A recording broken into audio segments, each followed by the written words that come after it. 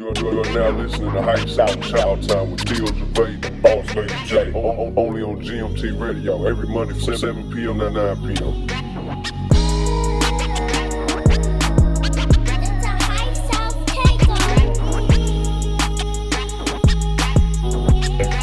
You know, the real world was very, very popular. It was the beginning. It was the reality show. Now reality show's a little bit different. It's less reality. It's more drama.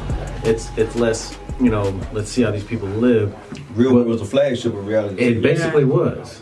So I mean, how did that? I mean, kind of watching your mom make those mistakes and make those achievements. How did that affect kind of the steps that you took in your career? Well, I mean, I had never seen The Real World until she like sat me and my sister down and was like, okay, I want y'all to watch this because I never want someone to be like, your mom did this on national TV, right. You know what I'm saying, and be blindsided by it. So then I watched it, but I was like, that was maybe like 3-4 years ago. Yeah. But for me, it was kind of like, it wasn't necessarily following in her footsteps, but I always say this, no matter what anybody says, 9 times out of 10, people want to be on TV. Yeah. They want the platform. Yeah. Even if, you know, people, I don't want to be on TV. Yeah, you do. Yeah. You want that platform. So for me, it's like when networks were reaching out, I'm not going to stop my blessing. Yeah. You know, but I had to understand that it's rating based. Right. And that's what Sign definitely showed me because, you know, Basketball Wives, I've been on that a couple times, but it was never fully on me because I was always a part of my mom's storyline, you know what I'm saying? But when it's like you, and they could make you whoever they want to make you. When they can make you whoever they want to make you, that's when I was like, wow, okay, y'all got me, but y'all will never get me again. You'll see me on TV again, but y'all will never get me again. You know, I had to learn that. But Sign definitely humbled me a lot. Like, I actually just did a record called Rolling Peace. It's a remix. Man, that visual's tight too, Thank you. And the first bar, first they gonna mention my mom, then they gonna mention a show. They tried to dedicate. They tried to. Dang, I forget my own lyrics. No, I remember that. What did I say? No. I'm going too bad. You know what I'm saying? What did I say? But I was basically just putting it out there. Y'all mention my mom, and y'all mention a show. They didn't show me in a good light, so of course we're going to talk about that all the time, even though y'all don't want to focus on the good about me. You know, so I just put it in the music. Yeah, exactly, because people going to talk about it anyway. So let me tell you what I know. Exactly. Love it. How was... detonate. I was like, what did I say? They're going to detonate my character. I guess they didn't want me to blow. Yeah. I was like, come on. Wordplay. Bars. Bars is back. Bars. Bars is back. Well, she definitely gets me in the room with a lot of people, you know. And sometimes people can think, that's no fair. Like, she has more opportunities than me. And yes, God has blessed me with those opportunities, but my talent is what keeps me in the room. Because they don't have to listen to me. You know what I'm saying? They don't have to give me the opportunity, but it's my talent that keeps me in there. So that's that. And then aside from that, on the more personal side, she always tells me, you know, just be true to you. Because a lot of people get fazed by the fame, by the followers and all that, and they lose themselves. So she always tells me, be true to you. And if she see that I'm doing something I normally wouldn't do, she the first to be like, what you doing? Like, was she real hard on you growing up? No, she was strict. But now that I'm older, I look back, because now she's so, do what you want to do because she trusts me. You know what I'm saying? So I can't be mad at that, really. Yeah. We need that as women. Yeah, we do. Because I know my dad, so I needed someone to, you know, guide. Jazz, I saw your highlight tape from Dulles. Okay, yes. I was a hooper. You were? No, I'm not going to say you were. You might still be hooping. I don't know. No, I had a high ankle sprain, so I don't be on the court too much. Okay. Yeah. So when did you transition from basketball to music, or did music come first and then basketball, blah, blah, blah? Well, if y'all don't know, she's the daughter of Kenny Anderson, one of the greatest New Jersey Nets ever. Yeah. He can shoot the lights out. He can shoot from Bronx to from New Jersey. So he shoot from Sugar Land to Toyota stuff. You trying to be funny. I'm gonna put Sugar Land on your head. I'm gonna send my thugs on you. No, but when did music get introduced? I know basketball was in your blood. It was. I had always loved writing and like poetry ever since I was young. Come on for the poetry. But and then I loved hip hop.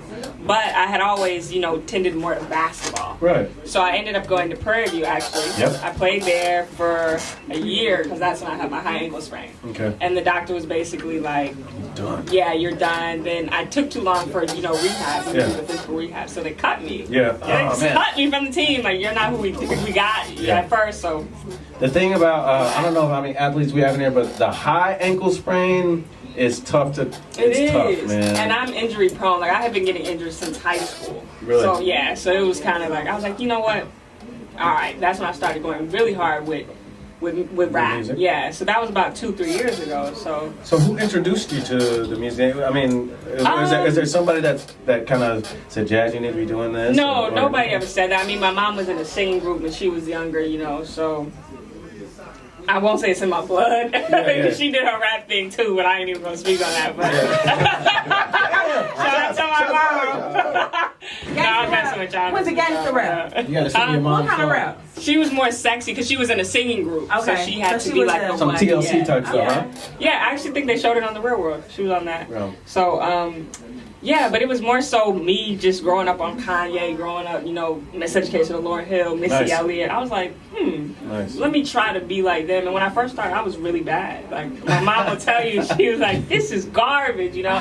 She was like, you got to get better with your vocabulary, like Yeah. really expand. So that's, you know, it's just a process. Her mom is good at telling you Yeah, she about told me the yourself. truth. Yeah. What? She's really good at that. But I did notice when I was watching your highlight film from high school that you were stunting on Kempner, you were stunting on Hightower, you were stunting on all these teams. But your highlight film did not include my alma mater, Clemens High School. Please give him the Clemens. shots. Okay. I mean, I think we out of Yeah. shot. Boy, you can get your ass.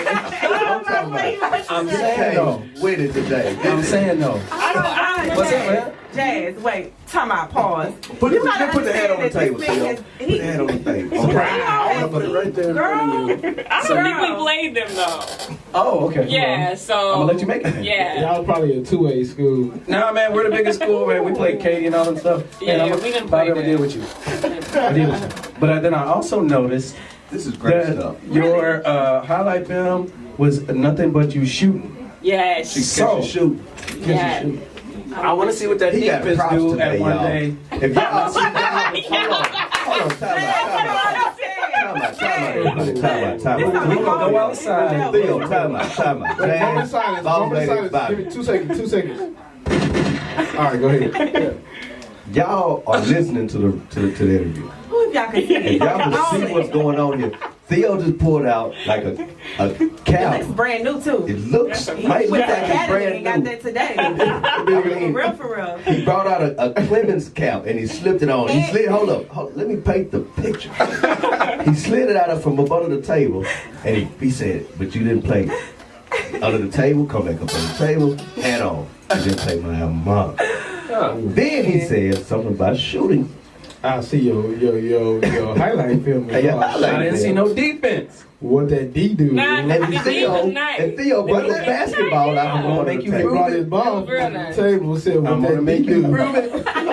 You gonna see what these handles And do? the ball looked new too. Look like, you know, I'm talking about Theo went to the store on his way here and got it right. Go ahead, man. I'm having my. So let's get into your business a little bit about the reality show. Right. Did 3 episodes with Signed. Yep. Now there was some drama, but really I want to talk about what you took out of the show. Who did you learn from more, like Lenny, The Dream, or Ricky, or did you learn from any of them? Did you get to sit with them? I would What did you definitely get say out of that show? I learned from them all because, you know, we were there for a long period of time. They edited down to look like 3 episodes, 8 episodes. Right, it looked like 3 weeks to the viewer. No way. Like, it was longer than that. So it's like just. Now, I must say this. We didn't do a lot of musical things. Interesting. Yes, for the time that we were there. But when I did the 2 times, 3 times I was in front of them, I got some great advice from them. Yeah. You know, aside from them, like, you're really dope, this and that. But maybe the biggest thing that they all said, which I definitely took, was don't be so fuck you, fuck this, fuck that. They were like, we They want to s- see some emotion They from said you. something about you're not vulnerable enough, or Yeah, something exactly. Like I wasn't vulnerable enough, and there was a lot of things that I didn't want to rap about. You know what Yeah. I'm saying? But those topics can help somebody, maybe. So, I definitely learned to be more vulnerable in my music and kind of open up. So where are we at now with that experience, those lessons? Are we now more vulnerable? Are we speaking about heartache? Are we speaking about yeah. Like, I have a new video about to drop called Credit. And it's basically like a bad love relationship. It's like, who's going to take the credit? when we're at fault. And I think that's very relatable. I put, my first-hand experiences in it. So, and the visual came out really dope. So I think All your visuals are dope, though. thank you. Shout out to my boy Pierre. I love your visuals. You got the visual with Nilly. Nilly, yeah. Nilly, the No More Parties in LA. Yep. That was obviously filmed in Houston. It was.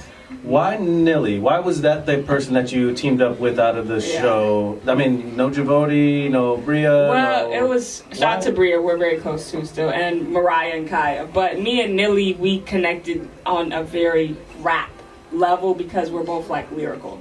Okay. So, Only rap though? Yeah. He's very cute, but he's older than me, and I have a big thing with that. Like I like to keep it around my age. Yeah. I don't know. It's just how I am. So it was kind of like he had already went to college, got his degrees. Like I'm too immature for you. I'm not there yet. I want to have fun still. So, but no, definitely we definitely lyrical. Okay. We connected a lot. So it was like I knew when we did the record that his bars would be up there, which would make me elevate my bars. So I think that's why we hit it off.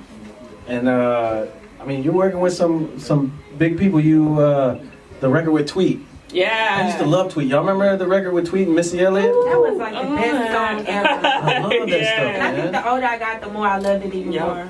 That's Like, how come on today is just make you get this, Tweet had You that look voice, vulnerable. man. Yeah. How did that happen? How did that? It was so weird because I really liked the original. So I told my boy Felix, just flip it for me, like flip the record.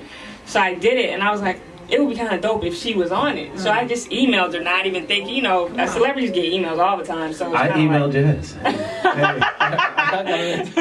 No, but she responded and was like, this is so dope. I want to do the vocals for it, like over it, under you, all that. And I was like, wow, that's such a blessing. So sent it out and we came up with it. We haven't done a video for it though. I think that really would have helped it. Yeah. That video, because nowadays everybody's so visual. Right. So, but yeah, that might come in the future. And I saw you were in the studio with A-Leaf's own EXO. Yeah, And then EXO. Snooty, yeah. So what's What's up with that? What's good? We got a fire record. Like I think it's more club record because a lot of people know me as being like lyrical spitter, straight to it. You know what I'm saying? And they're kind of like, how will that translate in the club? So I'm like, all right, let's do a club record then. Like let's show y'all. I'm very versatile. So EXO came on a fire beat. Snooty came with that the hood, killing it. So then I had to keep up with them. But I think the record came out really really good. It's called Back It Up. So. That's supposed to get that one in a week. In a week? Mm-hmm. Dropping it in a week? No, I'm supposed to get the final one, really sit with it, make sure, we all on the same page. Yeah. And then I'll send it to y'all. Yeah. I'll send it to y'all. I'm at DMT Radio. You guys start making it. Like, it's something that you didn't necessarily have to put out there. If I didn't have to put it out there, then I wouldn't. Like, I would say that the athletes taking a knee, I think that's a great thing to do. They're proving a point. They're helping in a way. Bringing awareness to an issue. But, Hazel's my girl. So, I think it was the heat of the moment. Yeah, and I think that's the way to put it. But when you are on such a platform, she almost has 1 million followers. Like, you have to be mindful of what you say. And I think as humans, we all go through that at times, but it's just to be more aware of it. But so you're in the limelight. Isn't there a moment where you look at your post, look at your and you're like, do I hit send? Yes, it is. I feel like she didn't have that moment where she you was like, have to, because like even with some of my comments, like I block people, but I don't, like, I know there's a way you can, like, make it so people can't comment certain words and stuff. I never got into all that. I'm like, you know what, say what you want to say. Yeah, but if you come disrespectful, I'm going to block you. And most of the time, it's not even about me. If you say something about my family, that's when I get mad, because I feel like everybody got an opinion on me. Yeah. So for me, it's like, you can't really let it affect you, but definitely there have been times where I'm like, oh my gosh, I just want to go in right now. But especially with Facebook, man, when people getting loose at the mouth, they don't think nobody, there's no consequence of what they're saying. You feel like, that's what it is. And then half the time it'd be like a troll page. Like, you don't even have followers, you don't have a picture. I'm like, this is a fake. Do you think working with well-seasoned or more seasoned artists makes you, like you saying, step it, it's a good... Yeah, no, for sure. But I also think you can learn from people who are just as hungry as you. Because I must say, I've been in the room with top producers. And it's kind of like they're so used to just train, do this, do that they're not really getting my vibes, getting, you know, well, maybe I don't want this type of beat, but they're like, this is my tag, like, this is the type of beats I do, so you're going to get it or not, you know? Where if I'm with somebody who's just as hungry as I am trying to come up, we're both here with it, like, you like this, you like that, okay, let me add this, you know what I'm saying? So I think it's pros and cons to each side, but I work with who wants to work with me. That's how I like to put it. What's your favorite Thin Girl Mint. Scout? Thin Mint? Hands down. I'm a caramel delight, It's man. something I'll eat a like whole them box. Thin Mints. It has like this. Yes, they're so good. Like it's the mint. It's the mint and the chocolate. Yes. I together, don't think it's like, chocolate and mint should go together. See, that's like saying Hey, that. them lemonades. Yeah, the lemonades. Yeah, the lemonades be hitting. Them Dosey-Dos. Never heard of it. That's the one with the coconut on it. Oh, and the chocolate on the bottom. Caramel Delights. Is No, the caramel delights are the Hawaiian Samoans or something like that. Oh, yeah. The shortbread's good too. shortbread. Well, y'all, I just went somewhere right quick. Yeah, I mean, if I sit in front of HCB and go, they looking like they hit a lick. when I buy Girl Scout cookies, they bring it to me with sparklers and stuff. You're now listening to Hype South Child Time with Fields of Faith and Boss Lady J. Only on GMT Radio every Monday from 7 p.m. to 9 p.m.